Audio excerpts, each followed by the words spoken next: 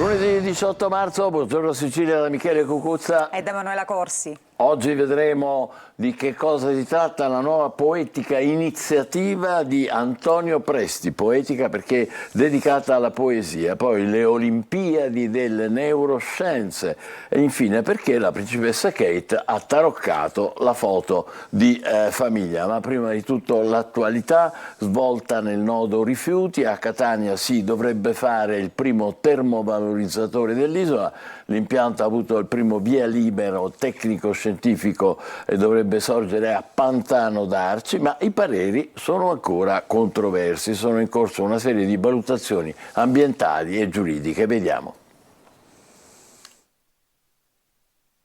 Arriva il primo sì a un termovalorizzatore, anche se provvisorio e vincolato. È comunque un parere storico che viene espresso dal Comitato Tecnico Scientifico per le autorizzazioni ambientali della Sicilia. Si può dunque partire con le procedure per la realizzazione non di due, ma di un solo termovalorizzatore da fare a Catania, così come era stato lasciato intendere dall'assessore Roberto Di Mauro. Per la reale partenza delle procedure di appalto e realizzazione però bisognerà attendere un altro parere vincolante, ovvero il nulla osta dell'autorità d'ambito. Sono 14 i quesiti ambientali sui quali le autorità competenti dovranno esprimersi perché il termovalorizzatore sia realmente autorizzato. Dunque non è ancora un vero e proprio via libera, ma comunque un passo avanti significativo. Il progetto riguarda un mega impianto che verrà realizzato in contrada Pantano d'Arci, nella zona industriale di Catania, non lontano dai megastore dei colossi Ikea e Leroy Merlin. L'impianto da 550.000 tonnellate di rifiuti l'anno è quello proposto dalla Sea Energy, prevede un investimento di circa 350 milioni di euro. L'impianto di Catania da solo coprirebbe il fabbisogno di circa 350 comuni dell'isola, quindi la sua realizzazione potrebbe chiudere il cerchio e stoppare la costruzione del secondo termovalorizzatore fino ad ora previsto dal piano a Bellolampo sopra Palermo. Naturalmente si tratta di un impianto per rifiuti non pericolosi che avrà due linee di termovalorizzazione. Parte delle ceneri prodotte verranno utilizzate nella filiera dell'acciaio, mentre circa un quarto del prodotto residuo verrà trasformato in energia. La procedura sarà comunque accelerata, visto che per la realizzazione delle infrastrutture per i rifiuti il governo nazionale ha nominato il presidente Renato Schifani commissario straordinario. La struttura commissariale dovrà comunque aggiornare il piano regionale dei rifiuti, un passaggio che sarà formalizzato a breve e adottato dallo stesso governatore proprio in virtù dei poteri commissariali. Continua la protesta dei trattori, sono presidiati alcuni snodi. A Sambuca di Sicilia è previsto un incontro con l'assessore regionale San Martino.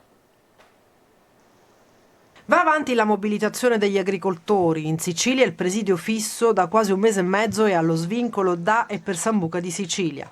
Agricoltori e allevatori in croce, lo slogan che campeggia su uno dei tanti cartelli, sul quale è in bella vista il simbolo della crocifissione. Qui siamo al Viale Europa, al centro di Alcamo. E paralisi. Non si placa dunque la rabbia del mondo agricolo. In Sicilia, uno dei fronti più attivi della protesta, la mobilitazione coinvolge ormai migliaia di imprenditori e lavoratori che sono in ginocchio per la crisi del comparto, dovuta anche alla mancanza di iniziative concrete della politica. L'attesa e la speranza è ora per mosse concrete. Il giorno 20 riceveremo al presidio Culfa l'assessore San Martino, si parlerà in primis dei consorzi di bonifica. Il giorno 22 invece ci sarà una grossa manifestazione a Palermo di tutti i comparti siciliani e lavoratori e ci saranno pure altre 7 regioni in rappresentanza del loro territorio, della loro regione. Il presidio permanente organizzato dal Movimento Spontaneo dei Produttori Agricoli della Valle del Belice va avanti dal 5 febbraio e crea certamente disagi alla viabilità, ma serve per tenere accesa l'attenzione sui rischi che corre l'agricoltura di tutto il paese. La prima cosa che chiederemo è lo stato di crisi nazionale del comparto agrozootecnico.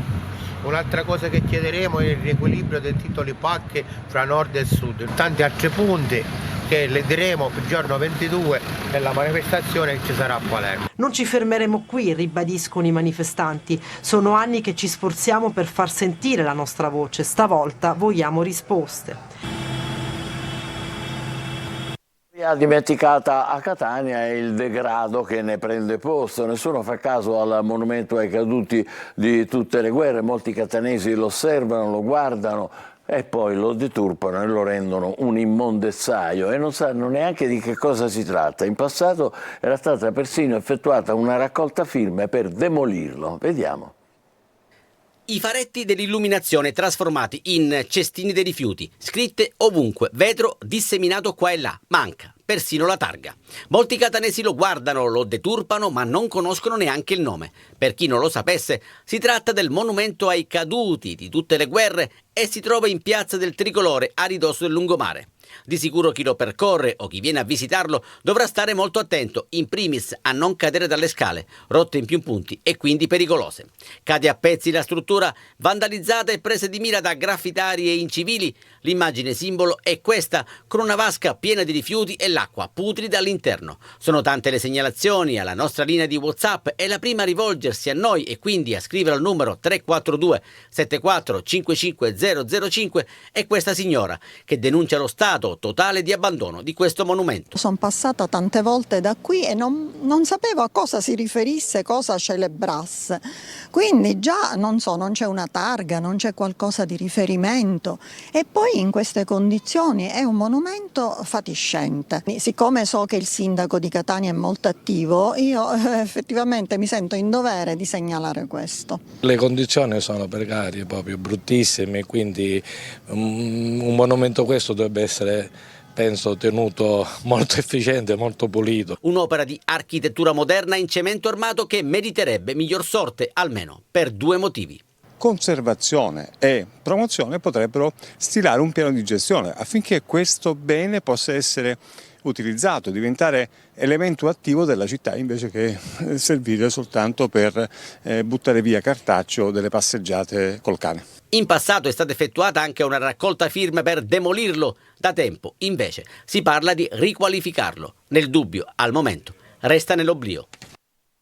Vedremo nei prossimi giorni se succederà qualcosa, ma adesso Emanuela ti chiedo invece se ci sono notizie sulla ipotesi di termovalorizzatore a Catania, a Pantano d'Arci. Cosa dicono i quotidiani? Sì, ne parla la Sicilia, oggi lo vediamo a pagina 5 e leggiamo: termovalorizzatore a Catania, non c'è ancora il disco verde. La commissione tecnico-scientifica, istruttoria ancora aperta e comunque manca il famoso piano rifiuti. Possiamo anche leggere qualcosa, che il governo Schifani ci punti è una cosa certa, ma che il dado delle prime autorizzazioni sia già stato tratto è invece di là da venire, e lo precisa con una propria nota molto tecnica ma altrettanto netta la commissione tecnica specialistica per le autorizzazioni ambientali, ovvero l'organo chiamato a dare il via libera appunto nello specifico agli impianti nei quali il governatore confida per dare una svolta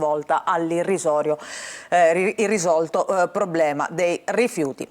Questa era pagina 5, ma andiamo a vedere intanto la prima pagina di oggi. E allora vediamo intanto Italia-Egitto, il nuovo patto sui migranti, Meloni al Cairo, dall'Unione Europea pronti 7 miliardi, ma resta caldo il caso della morte di Giulio Regeni. Vedremo tra poco nella stampa nazionale, poi la cerimonia, monito di Mattarella alle forze politiche, un futuro migliore con il Paese unito. Queste le parole del Capo dello Stato. E poi andiamo a vedere Olanda di Sicilia, off limits, a Blufi. C'è questo campo di tulipani che ricorda molto i panorami che siamo abituati a vedere in Olanda. I cantieri sulle Madonie però impediscono l'accesso a questo campo fiorito di Blufi. Tra poco vediamo anche questa notizia. Intanto a Caltanissetta una storia paradossale: dichiarante fuori dal programma di protezione resta senza pensione perché per l'INPS è un fantasma. Andiamo all'estero, ovviamente oggi si parla tantissimo delle elezioni in Russia, plebiscito per Putin al 90% tra proteste e fermi ai seggi. E poi ci sono anche le presidenziali americane che ancora devono essere celebrate. Trump senza freni, dice: se non vinco io sarà bagno di sangue, migranti, animali. Queste le parole appunto del candidato americano. Andiamo invece in Sicilia a vedere una storia terribile nel catanese, violentata dallo zio quando aveva 7 anni. lo dice alla sorella e scatta l'indagine. E poi, per quanto riguarda sempre storie con protagoniste donne, l'ennesimo femminicidio arriva da Roma, uccide la moglie con una coltellata davanti alla bambina di appena 5 anni. E poi vediamo in alto ancora qualche notizia di cronaca: l'auto contro un muro, a Zafferana Etnea muore una 34enne, al San Luigi l'ospedale catanese rubano un PC e vengono denunciati 2 fratelli. Ancora a Fiumefreddo di Sicilia, siamo nel catanese, a fuoco 2 scuolabus, ci sono delle indagini sugli autori. Notizia di sport, il tennis, non il calcio questo lunedì. Sinner inciampa su Alcaraz, ma la corsa al secondo posto è soltanto rinviata. Questa era tutta la prima pagina della Sicilia di oggi. Andiamo a vedere all'interno qualche approfondimento, per esempio questa storia che è incredibile.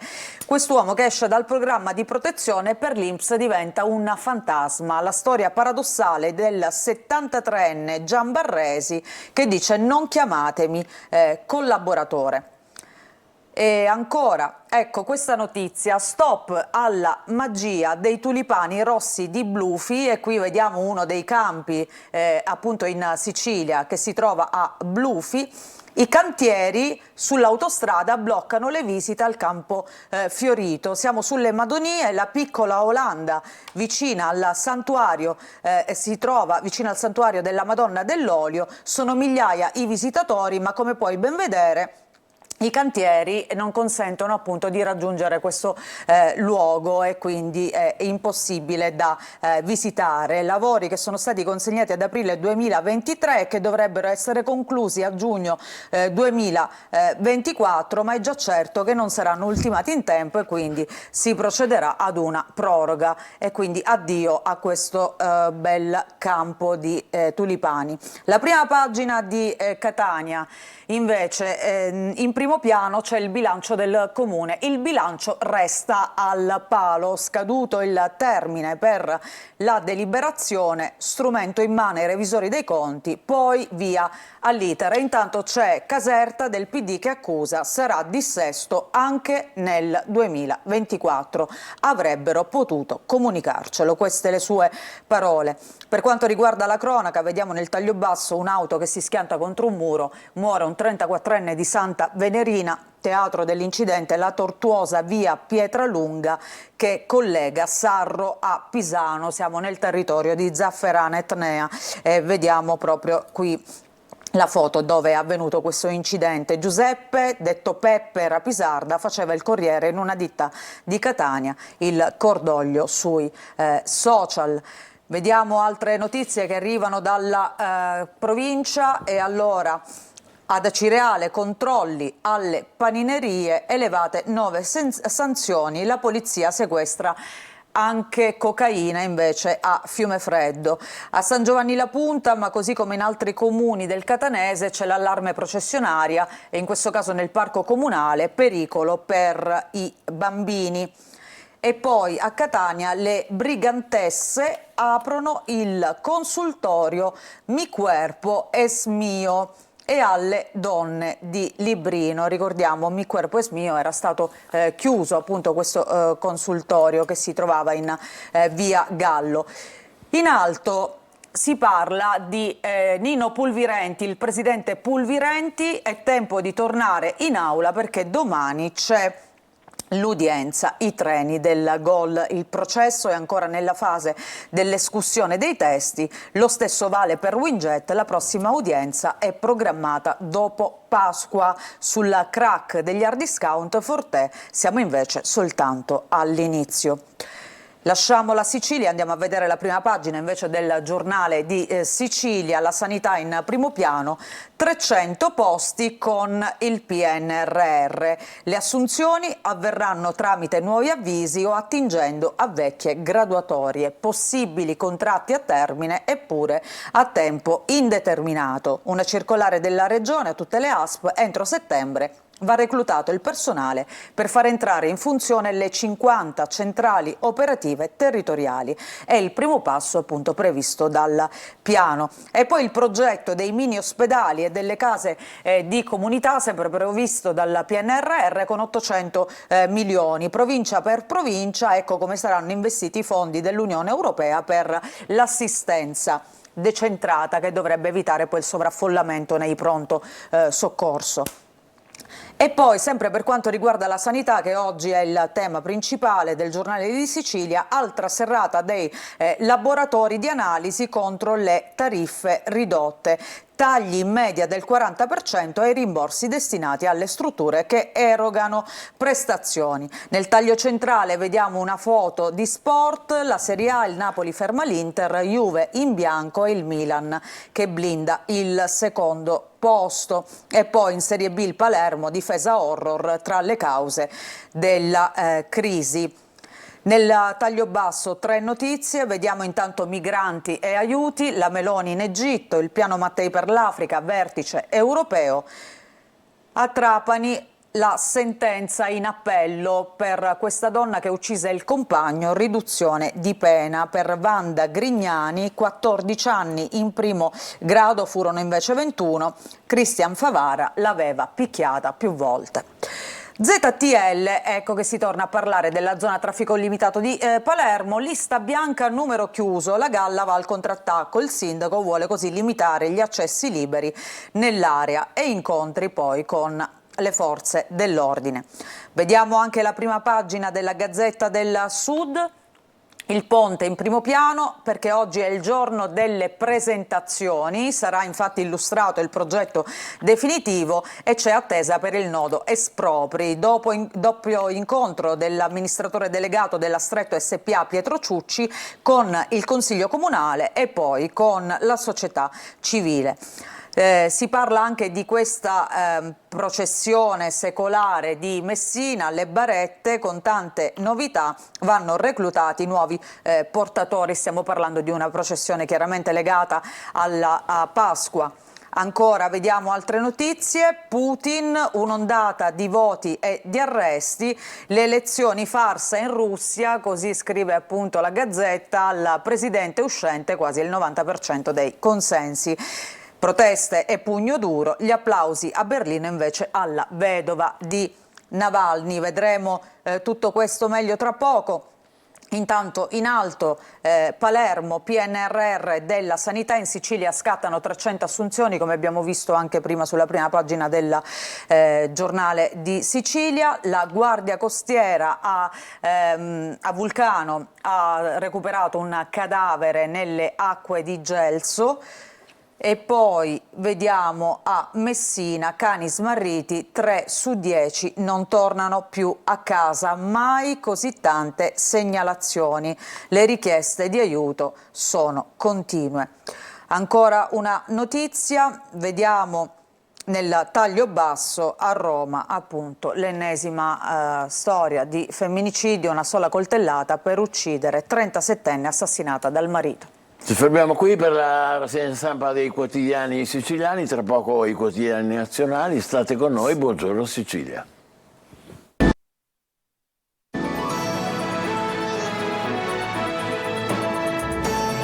Buongiorno Sicilia, la rassegna stampa dei quotidiani nazionali con la nostra Emanuela.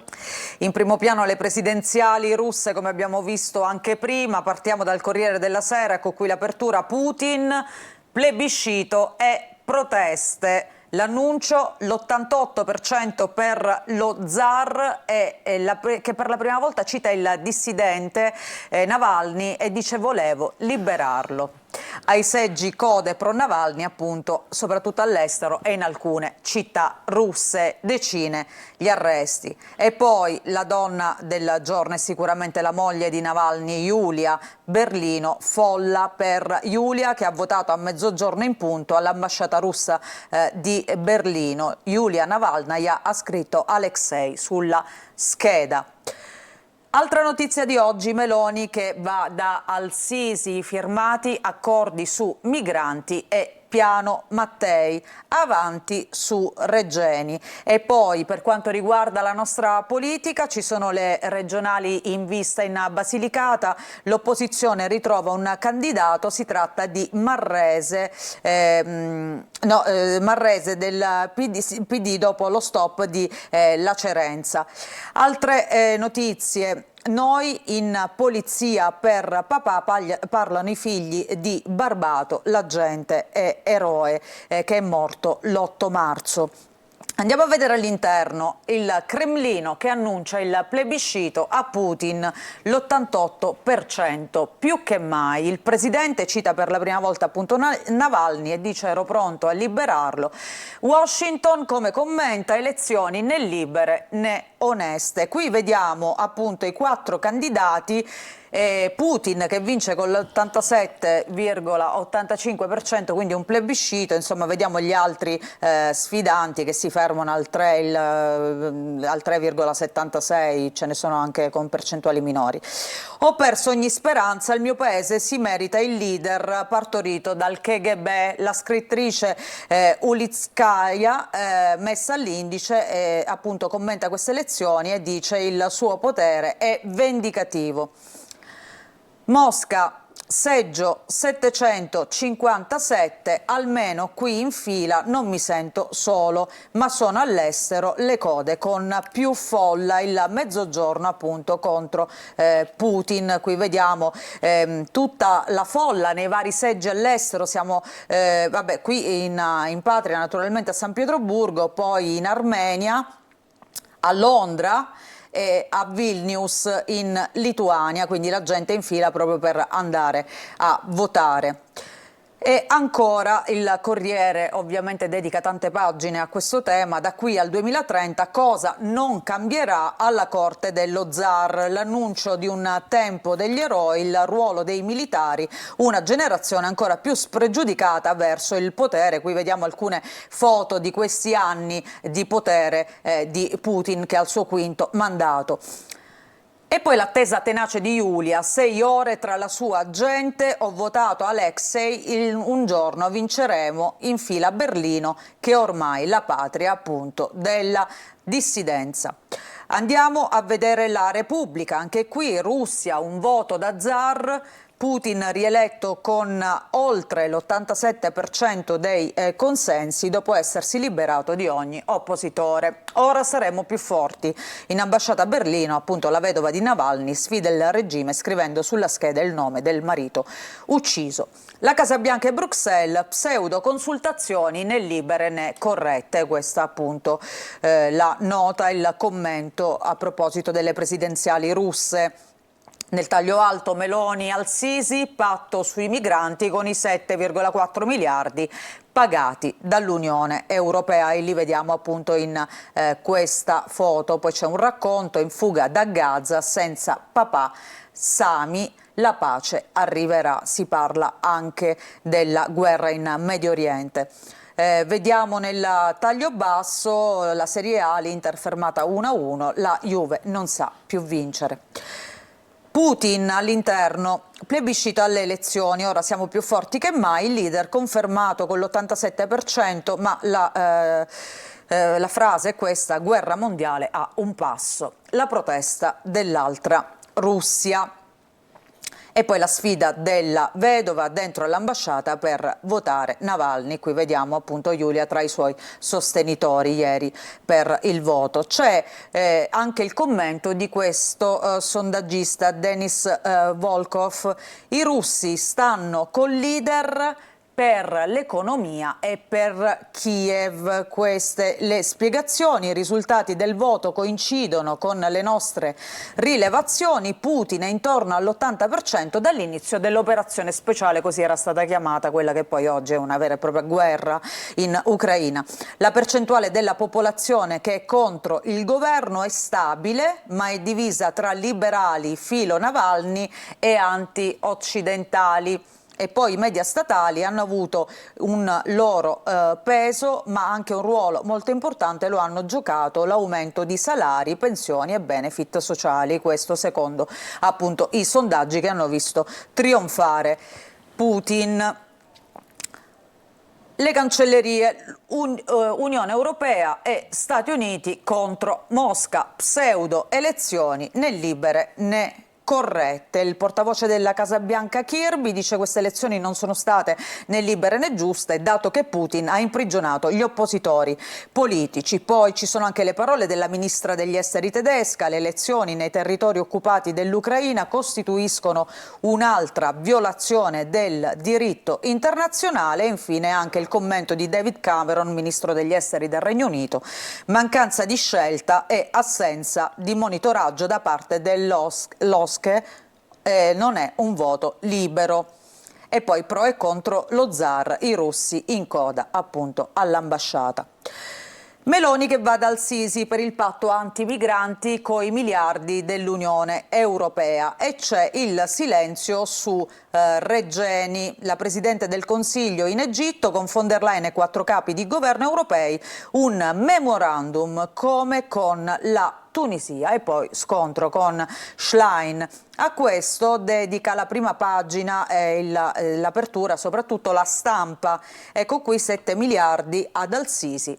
Meloni che archivia Regeni. La Premier, la posizione su Giulio non cambia, ma le cose vanno avanti. In Egitto, appunto, assieme a von der Leyen, firmato un accordo su energia e migranti. Anche il Secolo XIX apre con questa notizia: l'Italia ricuce con l'Egitto e dice però superato il caso Regeni. Meloni, ma il processo va avanti. E poi dall'Europa appunto 7 miliardi per Al-Sisi. Andiamo a vedere ancora il Giornale che mette in primo piano sempre questa notizia: patto Italia-Egitto contro l'invasione.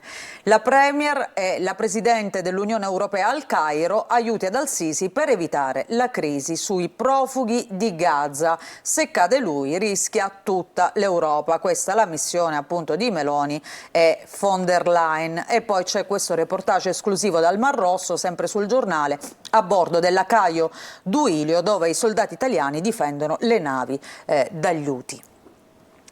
La Verità, vediamo Meloni in questa foto, guida la missione in Egitto dall'Unione Europea, oltre 7 miliardi, la tappa del piano Mattei. E sempre la stessa notizia in apertura sulla Nazione: Meloni in Egitto, 7 miliardi di aiuti dell'Unione Europea. Ancora andiamo a vedere la prima pagina del Messaggero. C'è Putin qui nel taglio alto fino al 2030, scrive, proteste e arresti in Russia. E poi Egitto, accordo sugli sbarchi, missione dell'Unione Europea al Cairo, aiuti da 7,4 miliardi per fermare le partenze dei migranti irregolari. E poi questa notizia di cronaca: il femminicidio di Roma, accoltella la moglie davanti alla figlia, la bambina di soli 5 anni dice mamma è morta, è stata lei a dare l'allarme ai vicini. Andiamo a vedere all'interno del Messaggero, cambiamo però, vediamo intanto questo approfondimento su questo ennesimo femminicidio nel quartiere Quadraro. Il killer è stato arrestato dopo la fuga, sono dei cinesi loro. Un'amica della vittima ha detto era geloso, non accettava che lei facesse la massaggiatrice. Qui vediamo nel riquadro appunto l'uomo arrestato di 36 anni con l'accusa di aver ucciso la moglie. E poi ti dicevo, cambiamo completamente argomento, perché sul Messaggero di oggi c'è questa notizia che riguarda la Pasqua. Tra hotel e voli i rincari arrivano al 13%. Gli italiani spenderanno 1 miliardo in più rispetto allo scorso anno. Per i pacchetti vacanze balzo fino all'8%, ma località turistiche verso il tutto esaurito. Quindi nonostante gli aumenti però c'è il pienone. Gli aumenti principali lo vediamo sull'olio che aumenta del 46%, le uova pasquali del 24%, ancora gli alberghi del 7%, frutta più 11% e gli aerei poi, figuriamoci, più 13%. E sulle uova di cioccolato pesa la crisi del Mar Rosso, perché abbiamo visto poi le conseguenze per quanto riguarda le merci che viaggiano appunto sulle navi. Andiamo a vedere il Fatto Quotidiano velocemente, si parla delle prossime elezioni in Basilicata, quindi Campostretto in Basilicata e i centrini corrono a destra, PD, Movimento 5 Stelle, AVS per Marrese, presidente della provincia di Matera. Anche Libero parla delle prossime elezioni regionali e scrive: la strage dei candidati, continua il cabaret nel campo largo tra ritiri, veti e autonomine, siamo già al quinto nome impallinato in Basilicata, l'ultimo è durato poche ore. Bene, ci fermiamo qui con la rassegna stampa, adesso diamo un'occhiata al tempo, il nostro meteo, e poi primo ospite Antonio Presti, state con noi, buongiorno Sicilia. Bentrovati da Nico Schiodetto, aggiornamento per la giornata di lunedì, quando una perturbazione interesserà il centro-nord Italia con nuvole e piogge.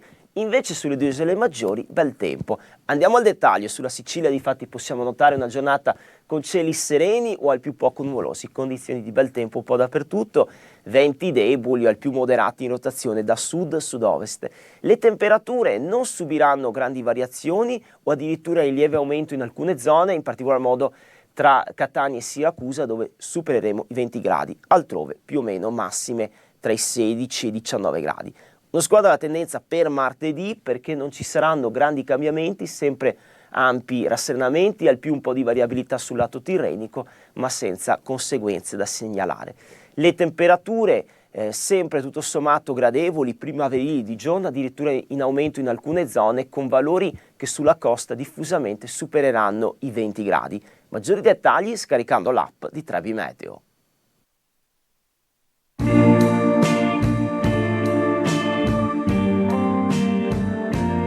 Posso dirti ciò che sento da tempo? Dimmi. Tutti i giorni su Antenna Sicilia alle 12:50 E 19:20 c'è chi la vuole cotta.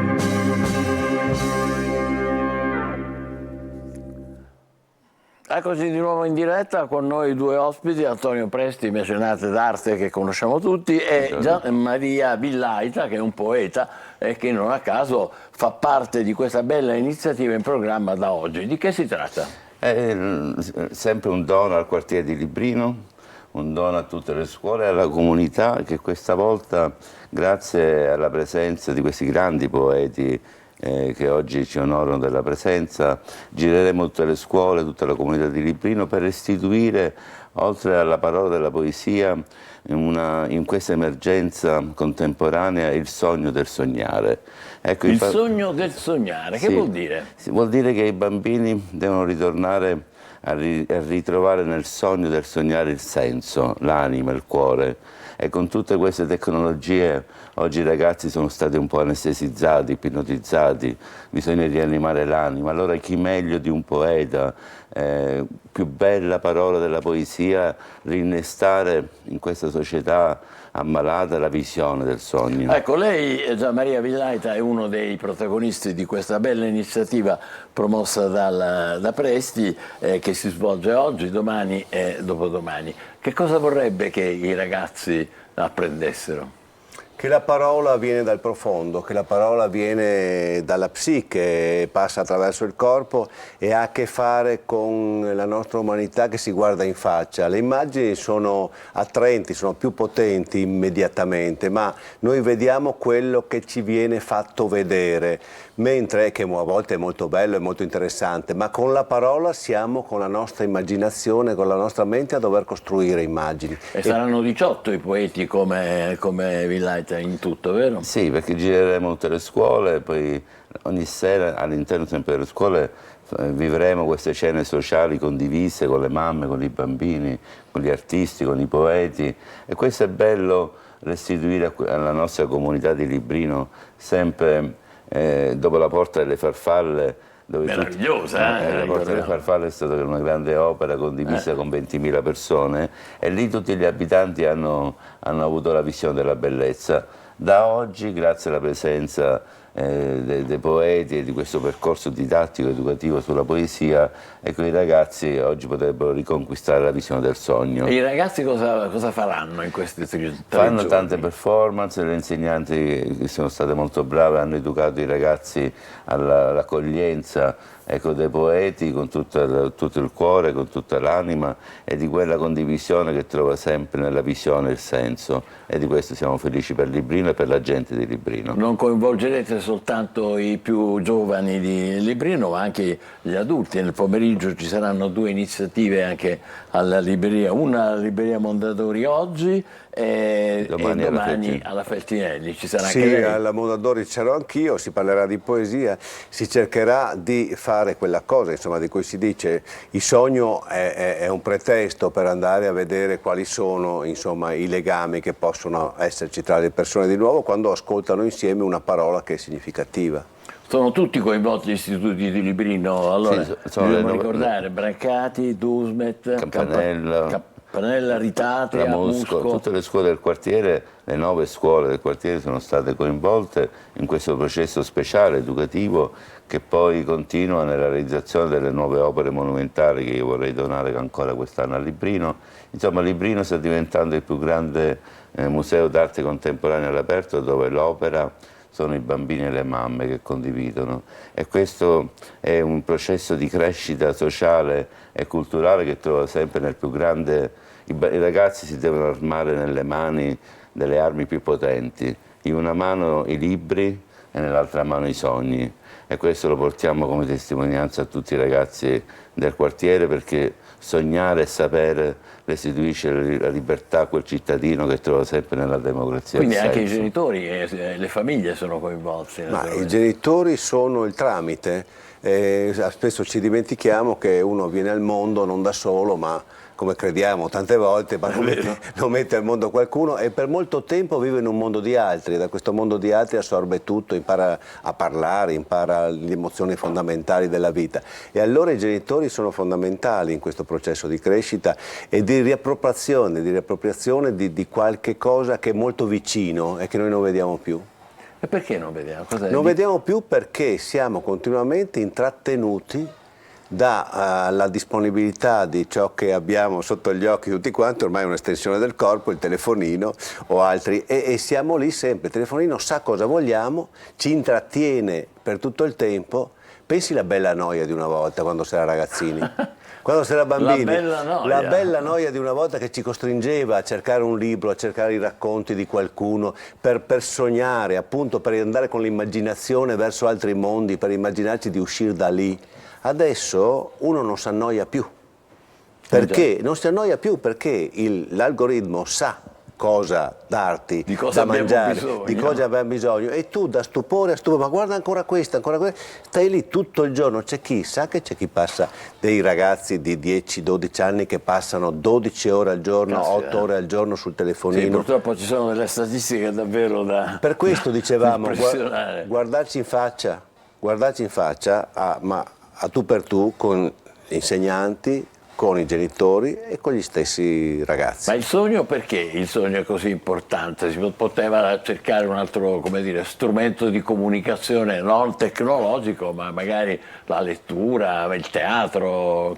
Il sogno perché è il cuore, sono quegli stati emozionali che qualunque potere ci tenta ad addormentare, perché il male della nostra contemporaneità si chiama cecità. Gli occhi guardano e non vedono, gli occhi quando non sono collegati al cuore non hanno la visione, c'è il consumo anche delle immagini che noi facciamo con questi maledetti telefonini, e allora togliere la cecità all'umanità, restituire la visione dell'invisibile, che è la visione del sogno, dell'onirico, del metafisico. Non bisogna andare verso il metaverso, bisogna andare verso il metafisico, è nel metafisico che si può riconnettere quel cuore. Metafisico vuol dire oltre la fisicità di un consumo che trova il suo appagamento dell'ego nell'apparire. L'essere essenza di quel valore di differenza che solo il pensiero poetico, gli artisti possono restituire a qualunque tempo, in qualunque umanità. Ecco, più che mai Oggi anche questa nostra generazione è testimonianza di quell'esempio di umanità che aveva il cuore a tamburo di bellezza, e noi siamo ancora militanti nel senso proprio del cuore, che facciamo un grande lavoro. Militanti del cuore non è male. Sì, perché il braccio armato è l'emozione, lo stupore, il ringraziamento, l'ascolto. Questi sono i valori che i ragazzi devono riprendere per riconquistare la visione rispetto alla cecità. E lei ne ha trovati facilmente 18 colleghi di Villaita? I poeti, io lavoro con la poesia da oltre 20 anni, abbiamo un lavoro storico che abbiamo fatto, è stato il treno dei poeti. Abbiamo portato per tanti mesi, ogni giorno, in tutti i treni della Sicilia, la poesia. Ma incontrare il poeta è questo incontro quotidiano di quell'essere poesia. La poesia non è soltanto una parola scritta, la poesia è una condizione dell'anima che forse tutti abbiamo perso. Allora è tempo di poesia, è tempo di ringraziamento, è tempo di ritrovare nella comunità della cultura il senso del futuro, perché anche noi artisti abbiamo perso a volte il contatto con la società contemporanea. Oggi l'emergenza non è soltanto un'emergenza culturale di conoscenza, è un'emergenza emozionale, di quell'abbraccio del noi, non dell'ego. Quando il like, l'apparire, affabula l'ego, l'ego prende, consuma, divora e non consegna visione. Ecco, noi artisti, poeti, siamo ancora innocentemente con quel cuore anche di follia, di non appartenenza, di eresia, troviamo il senso in quella visione di quel futuro che trova l'abbraccio del noi e non dell'ego. Comincerete concretamente già in mattinata? 9:30.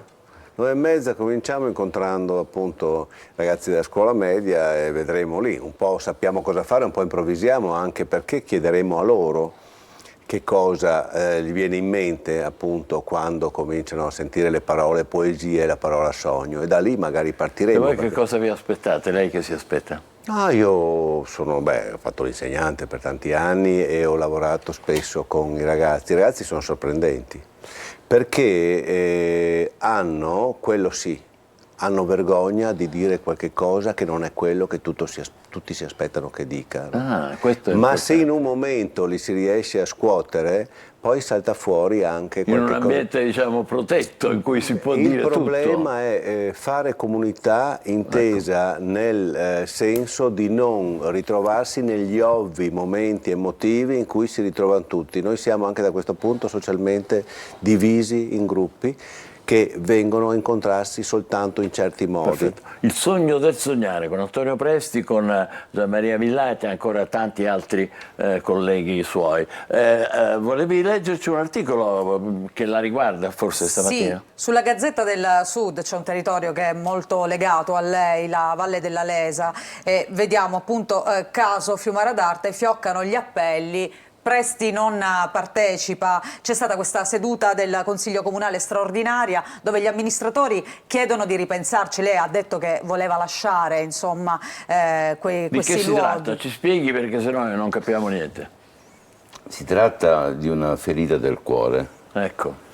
Si tratta che dopo un anno di questo cortocircuito che c'è stato, prima in nome anche un discorso amministrativo, e poi anche burocratico rispetto a tutte le vicissitudini di quella norma.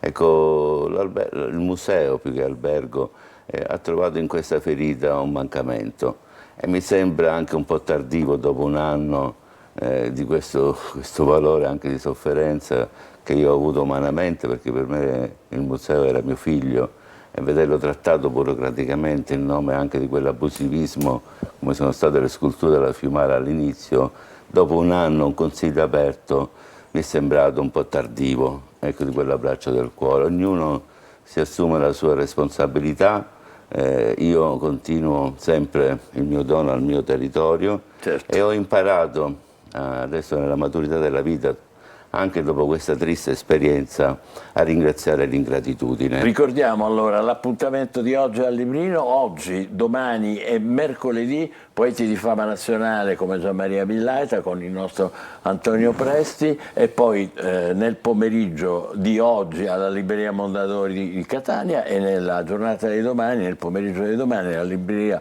Feltrinelli, sempre di Catania, Il sogno del sognare. Grazie per essere stati con noi, buon lavoro. Adesso facciamo una breve pausa e poi parleremo d'altro. State con noi, buongiorno Sicilia.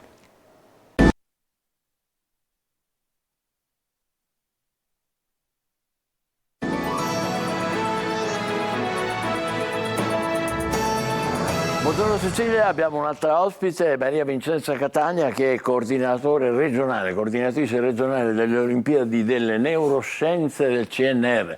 Non sapevamo che si facessero le Olimpiadi delle Neuroscienze. Sì, Olimpiadi o anche campionati delle neuroscienze sono una manifestazione che organizziamo qui all'Istituto per la ricerca e l'innovazione biomedica del CNR già da 10 anni. Il Consiglio Nazionale delle Ricerche si sono appena svolte, sì, un catanese ha perso per poco, è vero? Per pochissimo, ma tutti sono stati molto bravi e la finale è stata molto serrata. Dicevo, noi organizziamo queste Olimpiadi già dal 2013, si tratta di una manifestazione nazionale che rappresenta però una parte di una manifestazione ancora più grande che a livello internazionale, che è la International Brain Bee, che è una manifestazione... Brain Bee, che vuol dire? Che significa competizione, ecco. Competizione, e c'è questo piccolo... Bee significa anche ape, no? Quindi ha questo... Noi ci ricordiamo anche i Bee Gees per questo. Esatto. L'ape è un simbolo di laboriosità e quindi anche per questo è nel logo dell'International Brain Bee, che è una manifestazione che nasce negli Stati Uniti nel 1998 ad opera di uno neuropsicologo che si chiama Norbert Myslinski ed è un neuropsicologo che ha avuto nella sua famiglia degli eventi luttuosi anche a causa di malattie neurodegenerative. E quindi ha deciso, oltre che fare ricerca, anche di dedicarsi proprio ai giovani. E in questo caso dalle nostre parti chi vi hanno partecipato? Perché si sono appena svolte. Sì, ci sono stati qui in Sicilia, abbiamo avuto ben 17 scuole che hanno partecipato, un totale di circa 270 ragazzi si sono iscritti alla manifestazione, abbiamo avuto scuole da tutta la Sicilia, da Palermo 3 scuole, da Gela, da Bronte, da Catania abbiamo sempre il Galilei che partecipa costantemente, ma anche altre scuole del comprensorio catanese. Quindi 271 ragazzi, è una manifestazione che cresce sempre di più. E noi, che sviluppi avrà? Poi che succede dopo? Allora, noi intanto è suddivisa in diverse fasi, quindi abbiamo la fase locale che viene affidata interamente agli insegnanti. Ed è quella che si è conclusa, diciamo? No, è quella che seleziona i migliori della scuola. Ecco. Quindi poi ogni scuola manda 3, che sono i 3 migliori di ogni scuola, a Catania, qui dove abbiamo appena svolto questa manifestazione. Arrivano questi ragazzi e somministriamo delle prove. Allora, dottoressa, qua ci deve spiegare che sono le neuroscienze, che fanno questi ragazzi? Allora, questi ragazzi studiano su del materiale che noi forniamo online, sono, devo dire, bravissimi, e quest'anno tra l'altro abbiamo avuto l'opportunità di avere il sodalizio con la Scuola Superiore di Catania che ha sostenuto ampiamente gli allievi della Scuola Superiore, e in particolare una giovane ex vincitrice delle Olimpiadi, Lucia Di Pietro, ha voluto proprio lanciare questa iniziativa con uno stage di 3 giorni presso la Scuola Superiore. Ecco, che vediamo nella foto lì? No, lei è la vincitrice, è Aurora Maria Amato, esatto, che è del Liceo Meli di Palermo, sì, che ha vinto Liceo proprio per un pelo. E questi invece? E questi sono tutti gli altri ragazzi che erano Lorenzo Guttà del Galilei, che è arrivato secondo. Bello, con il loro diploma. Sì, ecco, esatto. Ma mi scusi, di che parlano? Intelligenza, memoria? Allora, loro Abbiamo parlato di sogni fino ad ora, invece ora? Anche il sogno è un argomento delle neuroscienze, esatto. Allora, le neuroscienze è una disciplina pervasiva, si occupa del cervello ma da vari punti di vista, quindi si parla sia della fisiologia, dell'anatomia, i ragazzi devono studiare delle tavole di anatomia e poi si fanno delle prove, una prova a squadra che è il cruciverba e loro lavorano insieme. Perché il cruciverba ha a che fare con le neuroscienze? Allora, l'enigmistica può anche avere a che fare con le neuroscienze, ma il significato del cruciverba è fare lavorare i ragazzi insieme, perché ecco. Ci sono delle prove individuali e delle prove di squadra. La prova di squadra serve proprio a dare questo significato, che la ricerca non è competizione, è questa è anche competizione, ma è soprattutto lavoro di squadra, quindi noi ci teniamo anche a dare questo messaggio attraverso le Olimpiadi, che i ragazzi devono studiare, devono essere animati da una grande passione, da una grande curiosità, ma devono lavorare insieme.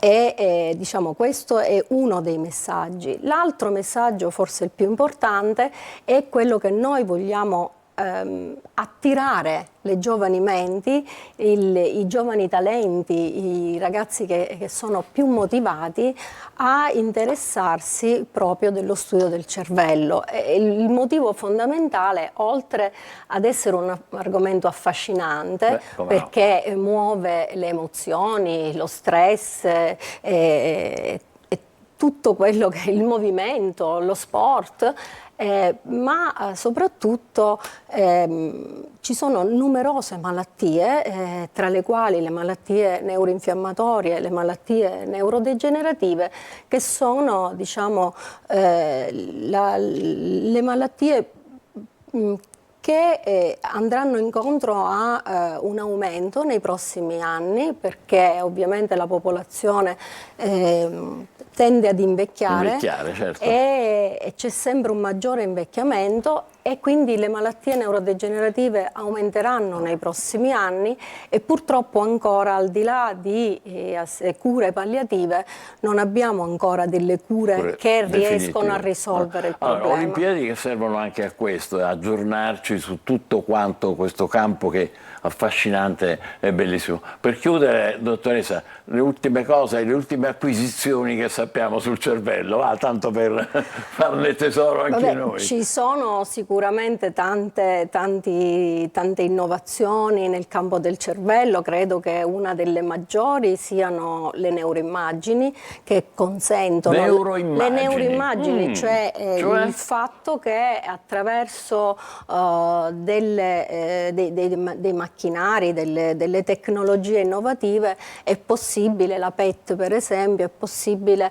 studiare l'attivazione, o anche la risonanza magnetica, studiare l'attivazione di alcune aree del cervello nel momento in cui si medita per esempio, o ci si muove, si hanno delle... Quindi diciamo tutti i confini più avanzati? I confini sono tantissimi, c'è l'intelligenza artificiale, ci sono gli organoidi, ci sono tantissimi. L'idea di quei miliardari che mettono il microchip nel cervello vi fa paura o è una strada?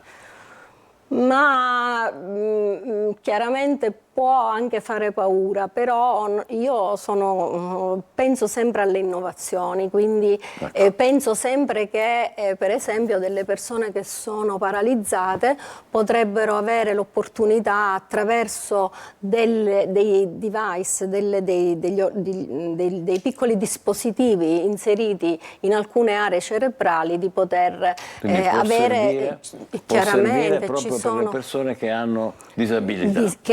disabilità. Prima di dire Noi- aiuto, invece potrebbe essere utile proprio. Ci sono le frontiere della tecnologia e da questo punto di vista, questo è anche un altro messaggio che io mi sento di lanciare ai giovani, cioè indipendentemente dalla loro passione, che può essere la fisica, può essere la medicina, può essere la biologia, io credo che appunto perché ci sono la scienza adesso ha questa possibilità di interagire, di comunicare tra campi diversi, io credo che le neuroscienze possono essere il futuro anche per un ragazzo che non è strettamente interessato a un argomento di biologia, ma c'è posto per tutti. È un campo fantastico, c'è un'immensità che si aprirà continuamente nei prossimi anni. Complimenti alla dottoressa Maria Vincenza Catania che ha appena portato a termine le Olimpiadi delle neuroscienze, naturalmente con i suoi collaboratori e con tutti gli studenti che hanno partecipato. Adesso facciamo una breve pausa e poi parleremo della Royal Family inglese con tutti i piccoli grandi guai che stanno capitando. State con noi, buongiorno Sicilia.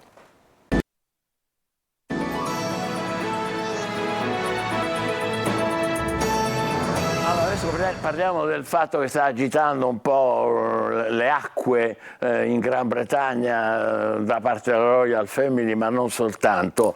La foto ritoccata con la principessa Kate e la sua famiglia, e ne parliamo con una grandissima esperta.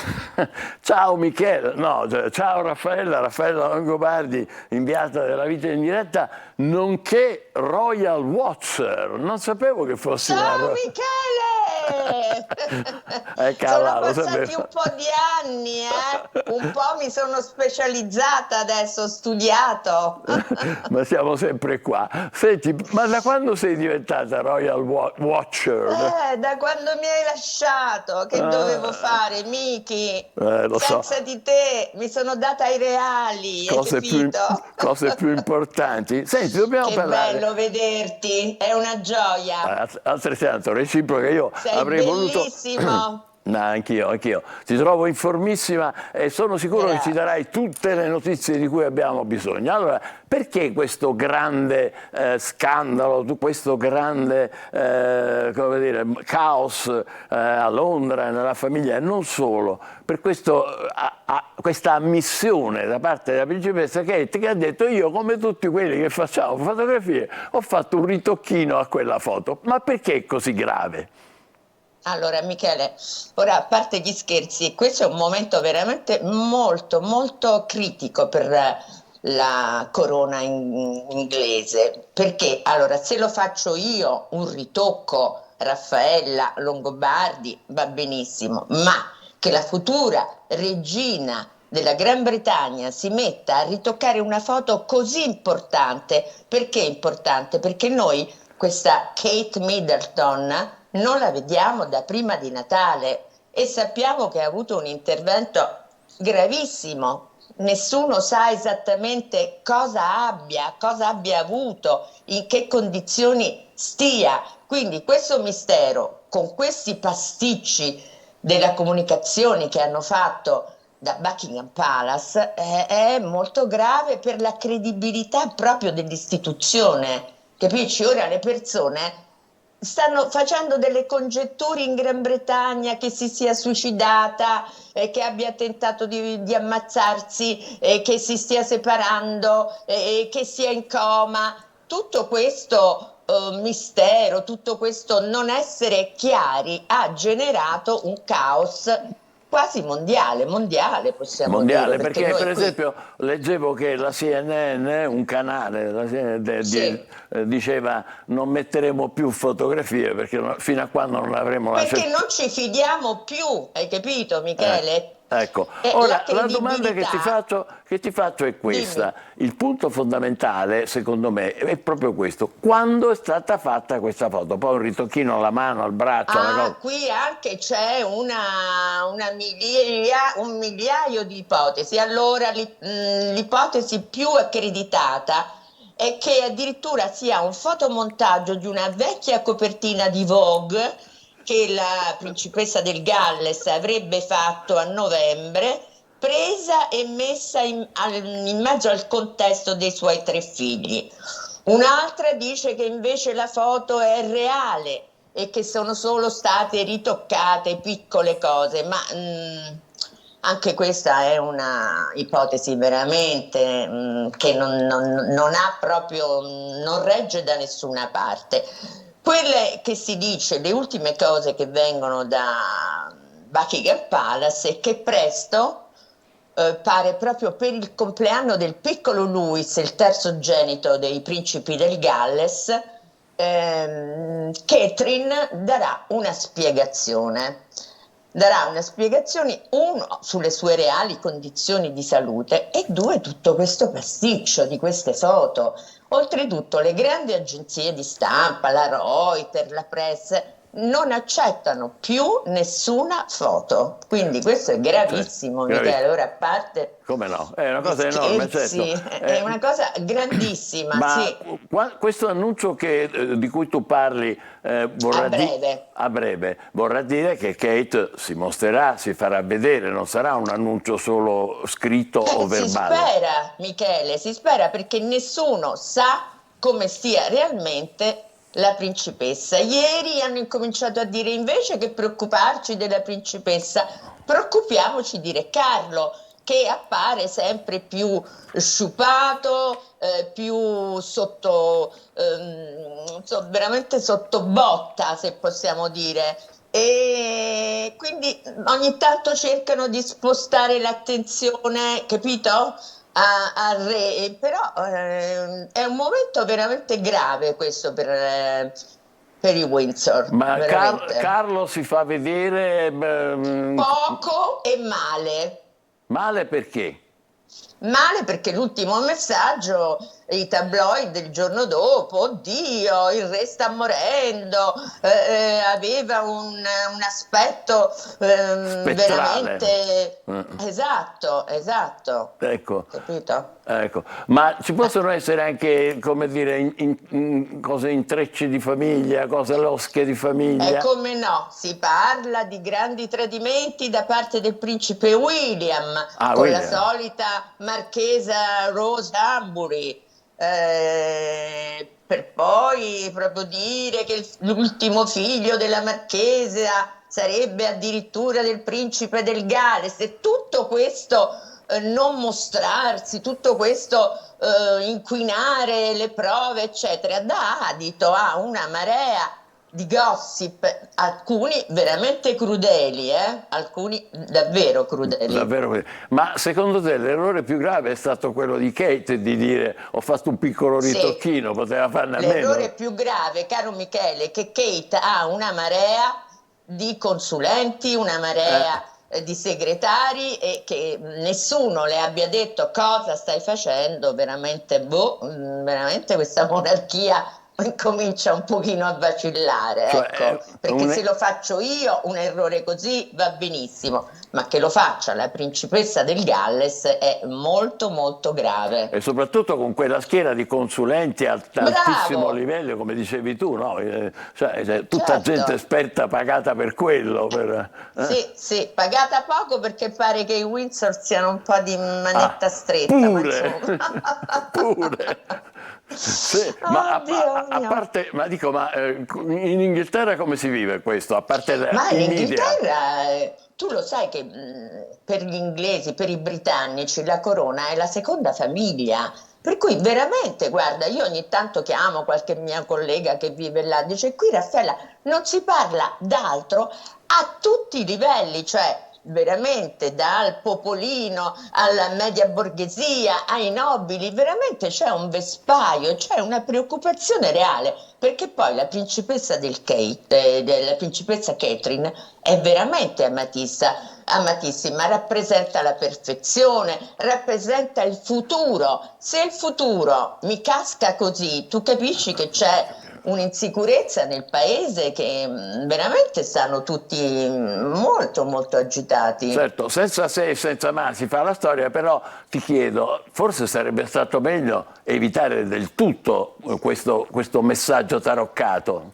Ma certo, Certo, molto meglio. Guarda, secondo me andava bene la prima foto, non so se l'avete vista, quella nella macchina con la mamma.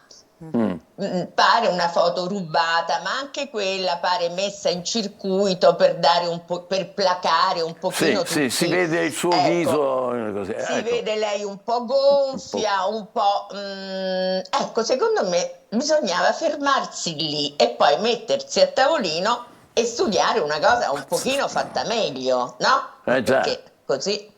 E invece c'è stato un trust di cervelli che ha combinato un pasticcio pazzesco. Un delirio. E tutti, ieri a un certo punto, sai, io di domenica dico, Dio, domani devo fare il pezzo per la vita in diretta, eccetera. A breve uscirà un comunicato bomba da Kensington Palace, ma io tutta la notte, poi sto comunicato, io non l'ho visto, ma vediamo.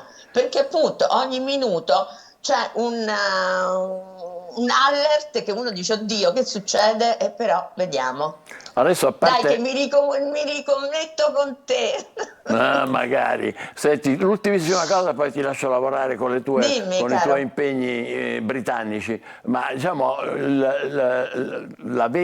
tutto ruota attorno alle condizioni di salute di Kate e questo è il punto essenziale su cui noi dobbiamo stare attenti. Deve uscire fuori la verità. Cosa ha avuto la principessa? Come sta la principessa quando ricomparirà in pubblico. Queste sono le 3 cose che secondo me la corona deve mettere in chiaro al più presto possibile. Evitando altri pasticci. Grazie infinite. Evitando altri pasticci. A Raffaella Longobardi, inviata della Vita in Diretta, che ringraziamo cortesemente con la RAI per avercela, come dire, per qualche minuto prestata. È un onore, io amo te, amo la Sicilia, amo il posto dove tu lavori e vi ammiro molto. Grazie, reciproco naturalmente, siamo orgogliosissimi anche del fatto di averti ospitato in quanto Royal Watcher, perché ai miei tempi alla vita non lo ero ancora. Ciao Raffaella, grazie mille Raffaella Longobardi, grande protagonista e grande professionista della Vita in Diretta, che ringraziamo davvero tanto per averci dato questo momento e perché noi facciamo fatica a capire certe cose, invece adesso sono chiare, cioè non potevano commettere un errore di questo genere. Almanacco. Il 18 marzo è il Global Recycling Day, cioè la giornata dedicata al riciclo per sensibilizzare il mondo a salvare il pianeta. Nata nel 2018 dal Bureau of International Recycling, quest'anno è alla 6ª edizione e invita tutti a impegnarsi per il bene comune.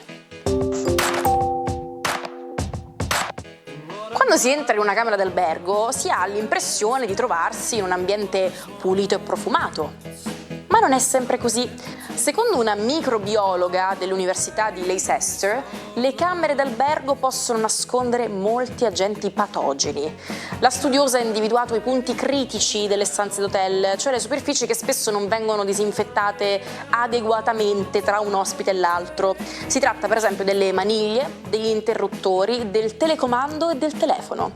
Anche il letto può essere fonte di contaminazione. Se lenzuola e federe vengono sostituite, non si può dire lo stesso di coperte e copriletti, che possono ospitare microrganismi indesiderati. I bagni invece sono generalmente più puliti del resto della stanza e quindi meno pericolosi. Oh, non si è nemmeno scusato per avermi offeso. Chi faccia rindaglio che ha? Il modo di dire siciliano "aviria faccia rindaglio" si usa per indicare una persona che non prova vergogna o rimorso per le sue azioni, che non si lascia intimidire o influenzare dalle critiche o dalle opinioni altrui.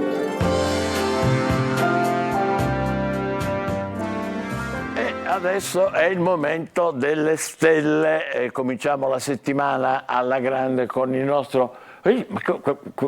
Ma che è uno dei nani? Chi è? Esatto. Ciao Marco. Brontolo. Buongiorno. Ah sì, è Brontolo. Oggi è lunedì, quindi anche un po' di brontolo. Perché è lunedì, vero? Ti capiamo.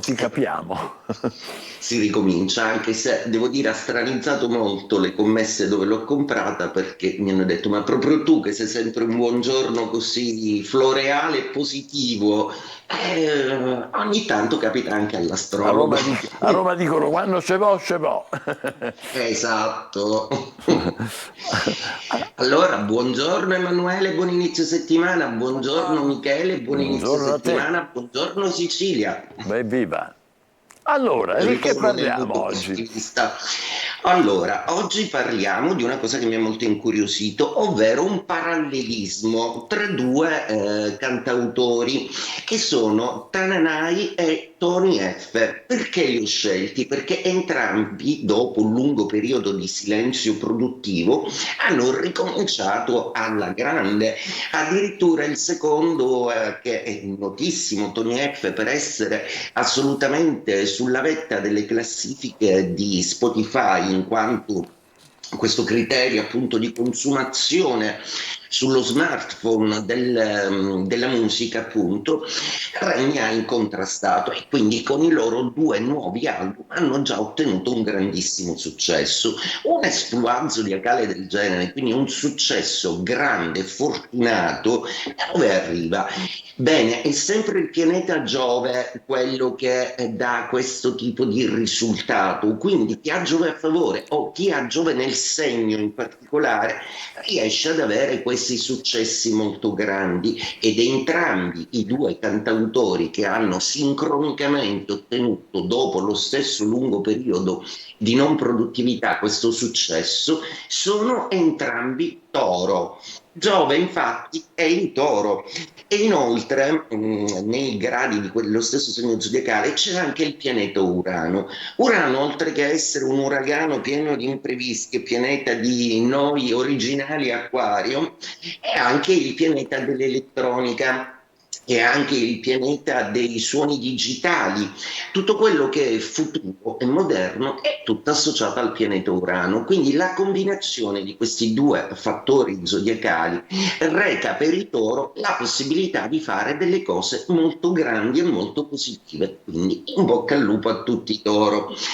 Oggi Luna in Cancro, una dolce e romantica e sognatrice luna che accende le passioni e gli affetti intorno al mondo dei segni d'acqua, quindi Cancro, Scorpione e Pesci, che oggi sono amatissimi e si sentono ammantati proprio perché la luna è un abbraccio e ha tutta una serie di presenze affettive molto positive.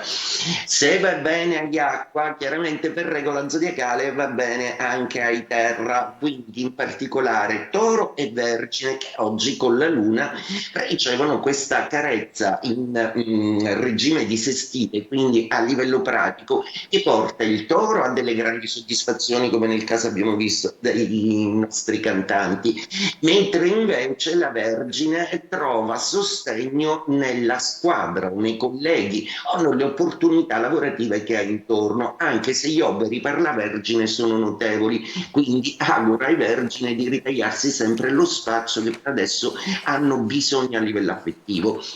La luna in Cancro quindi è opposta al Capricorno, oggi luna di Traverso, un po', ma il Capricorno è granitico, difficilmente si fa emozionare dalla luna o si fa distogliere, un po' di distrazione, un po' di vaghezza, oggi il Capricorno dovrà sopportare i ritardi altrui, ecco.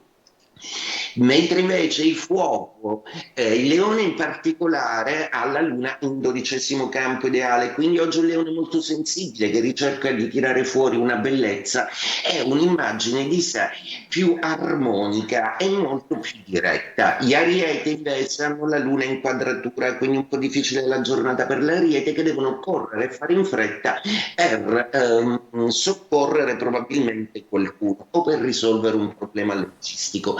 I Sagittario invece oggi devono stare attenti a non inalberarsi troppo se qualcuno non è propriamente chiaro, anche se decideranno di non farsi investire dalle emozioni altrui.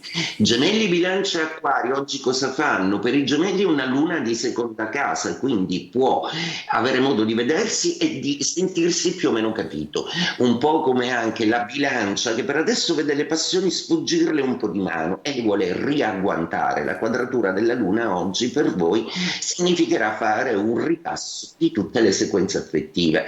Gli Acquario, che in comune con i Cancro hanno il mondo dei sogni, oggi i loro sogni sono inarrestabili, ma meno si muoveranno, più otterranno. Oggi è la giornata in cui è il mondo che potrà venire da voi, non voi nel mondo. E detto questo, vi auguro un buon inizio settimana col mio brontolo. Il tuo brontolo, eh? Eccolo. Un buon inizio di settimana a te, grazie naturalmente per le tue preziose indicazioni che proseguiranno, malgrado i brontolii di oggi, eh? Va bene, proseguiranno nei prossimi giorni. Allora, lo sai che il 18 marzo del 1925 il Madame Tussauds di Londra, il famoso Museo delle Cere, fu teatro di un incendio che distrusse molte delle sue celebri figure. Grazie agli stampi originali è stato possibile ricostruire però i personaggi, alcuni dei quali sono famosissimi. Guardate lì l'interno, già questa è una foto d'epoca, comunque insomma c'era Rousseau, c'era Franklin ed erano stati creati 200 anni prima, li hanno dovuti rifare. Quasi 2 decenni dopo, il 18 marzo 1944, aveva luogo invece l'ultima eruzione del Vesuvio. L'evento fu documentato dalle truppe alleate che occupavano Napoli, ma anche e soprattutto da Giuseppe Imbò, direttore dell'osservatorio vesuviano, che a rischio della sua stessa vita continuò a registrare le attività del vulcano. E 20 anni più tardi, il 18 marzo 1964, l'apertura al traffico del traforo del Gran San Bernardo segnò un importante progresso nei collegamenti transalpini tra Italia e Svizzera. L'opera fu terminata in meno di 6 anni. L'anno successivo, nel 1965, questo tipo qua, che si chiama Alexei Leonov, è stato il primo uomo che si è fatto una passeggiatina nello spazio, ha lasciato la navetta per 12 minuti. Invece il 18 marzo del 1986, vedete qui, Michele Sindona è quello a sinistra e a destra Roberto Penetucci, sono stati condannati all'ergastolo per l'omicidio dell'avvocato Giorgio Ambrosoli, è un caso che ha scosso il mondo della finanza e non solo. 3 anni dopo, il 18 marzo del 1989, vide la scoperta di una mummia vecchia di oltre 4.000 anni nella piramide di Cheope in Egitto. Ma però è messa bene, devo dire. Per avere 4.000 anni se li porta bene, diciamo.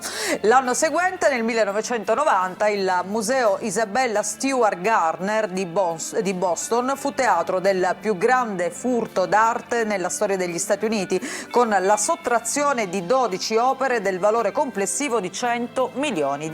Oggi dobbiamo fare gli auguri, buon compleanno a Bobby Solo, lo pseudonimo di Roberto Satti, guardatelo quanto sta bene, bello. Nato il 18 marzo del 45, famosissimo, è diventato internazionalmente noto con la sua famosa canzone Una lacrima sul viso, un classico della musica italiana, a Sanremo nel 64, una partecipazione che è passata alla storia per un imprevisto che lo ha visto protagonista di uno dei primi casi di playback della storia del festival. Non me lo ricordavo, cioè invece di cantare dal vivo si è piazzata la musichetta già pronta. Ha lanciato un genere poi. Bravo Bobby, bravo. Quell'anno segnò anche il suo debutto nel mondo del cinema con Il Musicarello, si chiamavano così allora i film tutti fatti sulle canzonette, Una lacrima sul viso, ma guarda un po' che titolo originale, lo stesso titolo della canzone di successo. E ascoltiamo proprio questo brano e con questo vi salutiamo, vi auguriamo buona giornata, buon inizio di settimana, buongiorno Sicilia, una lacrima sul viso, grandissimo Bobby Solo. A domani.